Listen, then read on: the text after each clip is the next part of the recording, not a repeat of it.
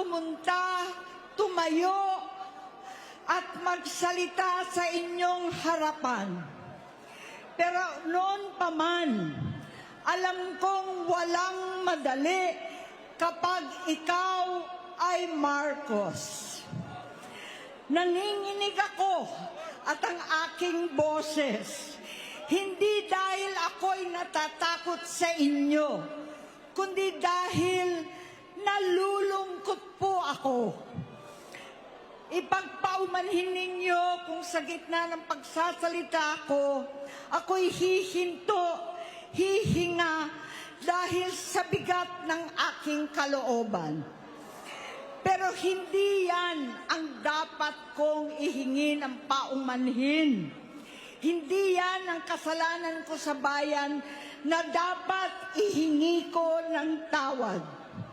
Narito po ako dahil sa tawag ng Iglesia ni Cristo para sa transparency, accountability at hustisya.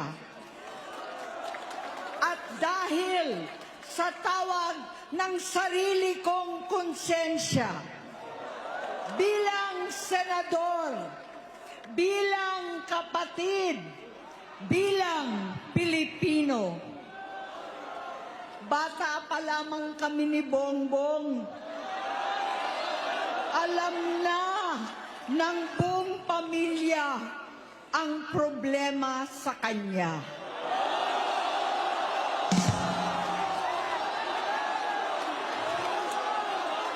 Sa totoo lang, mababasa naman ng lahat ang mga testimonya ng aking ama patungkol sa kanyang ugali at gawain.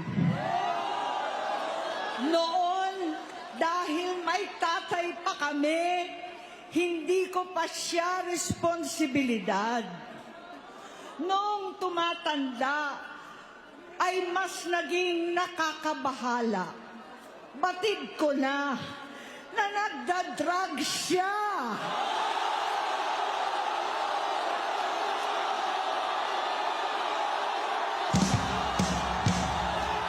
Nalaman ko at ng pamilya, nalaman ng pamilya, seryoso ito.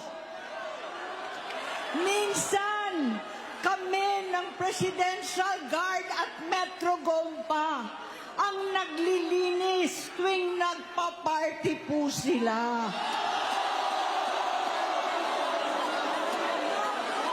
Namuhay kaming magkakapatid sa ibang bansa. Kami-kami lang. Kinumbinsi ko pa si Bongbong, pakasalan mo na si Lisa. Naisip ko noon, kapag nag-asawa siya, malalagay na sa tahimik at magkakaroon ng direksyon. Ang laki ng pagkakamali ko. Mas lumala ang kanyang pagkalulong sa droga.